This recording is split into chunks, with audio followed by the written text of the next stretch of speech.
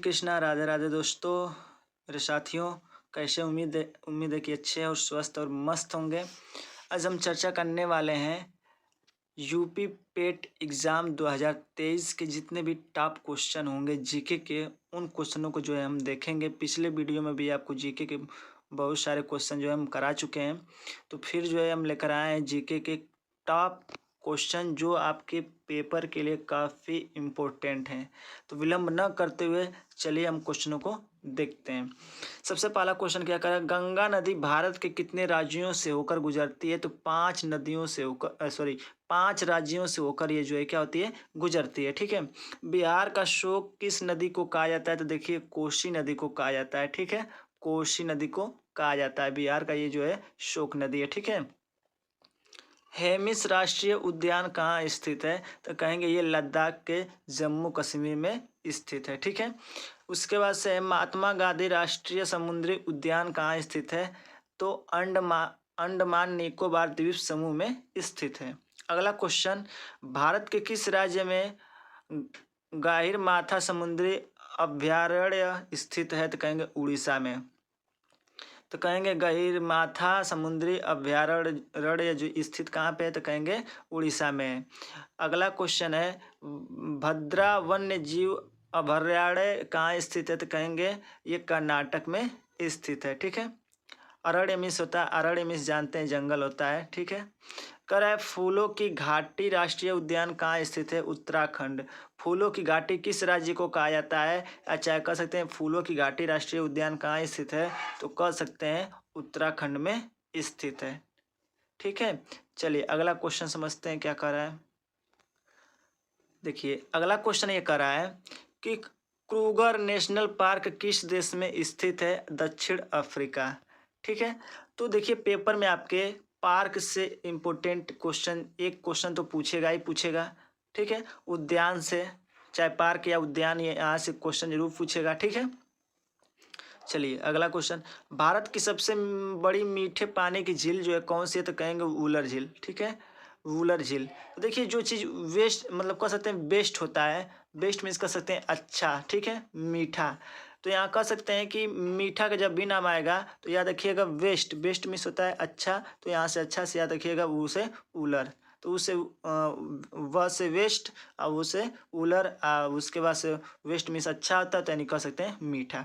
अगला क्वेश्चन है, सरदार सरोवर बांध किस नदी पर स्थित है? कहेंगे नर्मदा नदी पर स्थित है। कहाँ पे है नर्मदा नदी? कहेंगे ये गुजरात में स्थित है। ठीक है। यानी सरदार सरोवर बांध जो है कहाँ पे है? तो कहेंगे गुजरात में। ठीक है। अगला है, भारत का दूसरा सबसे बड़ा बांध कौन सा है? तो कहेंगे यही है। कौन सा? सरदार सरोवर बांध। ये भी आप याद रखिएगा, दोनों क्वेश्चन काफी इंपॉर्टेंट है। ठीक है। भारत का सबसे ऊंचा बांध कौन सा है? तो कहेंगे टिहरी बांध। देखिए यहाँ पे टिहरी लिखा है, टिहरी बांध होगा जो है कहेंगे उत्तराखंड जो है भागीरथी में। ठीक है। ठीक है। चलिए आगे क्वेश्चन देखते हैं। देखिए अगला क्वेश्चन क्या कह रहा है, भारत के किस राज्य में तिलैया बांध स्थित है? तो कहेंगे झारखंड में जो है तिलैया बांध जो है स्थित है। ठीक है। तिलैया बांध किस नदी पर निर्मित है, यानी किस नदी पे बनाया गया है? तो कहेंगे बराकर नदी पर ये जो है बनाया गया है। तो ये कौन दोनों क्वेश्चन याद रखिएगा। अगला है, फीफा का मुख्यालय कहाँ स्थित है? तो फीफा का जो मुख्यालय है वो कहाँ कहाँ पर है? तो कहेंगे ज्यूरिख स्विट्जरलैंड। ठीक है। तो कहेंगे ज्यूरिख स्विट्जरलैंड में ये स्थित है, इसका मुख्यालय फीफा का। ठीक है।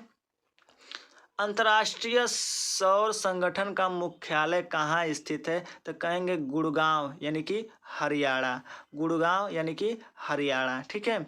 अगला है कि न्यू डेवलपमेंट बैंक यानी जिसे एनडीबी बोला जाता है। ठीक है। न्यू डेवलपमेंट बैंक का मुख्यालय कहाँ स्थित है? तो कहेंगे संघाई। कहाँ पे पड़ता है? ये चीन में पड़ता है। ठीक है। अगला क्वेश्चन है, अंतर्राष्ट्रीय श्रम संगठन का मुख्यालय कहाँ स्थित है? तो कहेंगे जिनेवा। जिनेवा का चाहे जिनेवा का ये। ठीक है।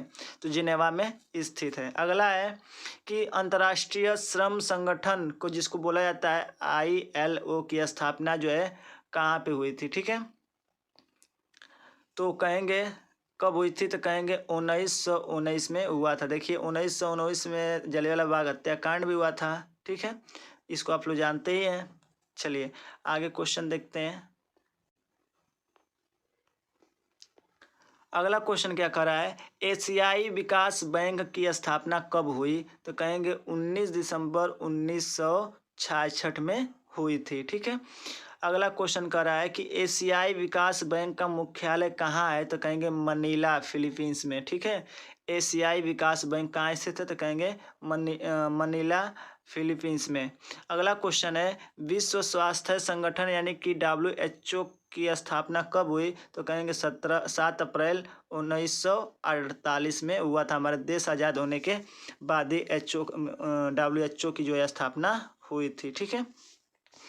विश्व स्वास्थ्य संगठन, देखिए वही चीज़ है, इसका जो है मुख्यालय कहाँ पे है? तो कहेंगे जेनेवा यानी कि स्विट्जरलैंड में स्थित है।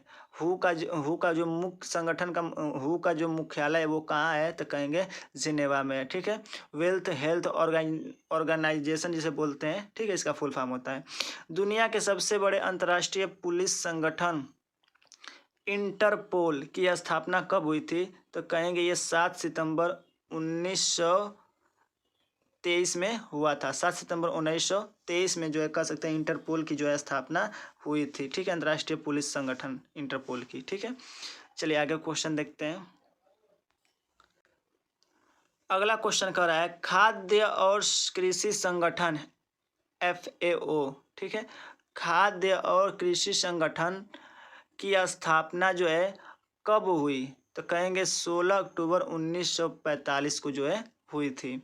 अगला FAO का फुल फॉर्म क्या होता है? तो कहेंगे फूड एंड एग्रीकल्चर ऑर्गेनाइजेशन। ठीक है। इसका मुख्यालय कहाँ? तो कहेंगे रोम, इटली में। ठीक है। रोम कहाँ पड़ता है? कहेंगे इटली शहर में, इटली देश में। संयुक्त राष्ट्र संघ, जिसको UNO बोलते हैं, की स्थापना कब हुई? तो कहेंगे 24 अक्टूबर 1945। ठीक है। जस्ट इसके 6 दिन बाद जो है कह सकते हैं UNO का जो है क्या हुआ था, जो है स्थापना हुई थी। ठीक है। इसके जस्ट जो है बाद, FAO के बाद। तो ये FAO है और ये UNO है। ठीक है। तो कह सकते हैं यूनियन नेशनल ऑर्गेनाइजेशन। संयुक्त राष्ट्र संघ का मुख्यालय कहाँ स्थित है? तो कहेंगे ये जो है न्यूयॉर्क में स्थित है। ठीक है। आगे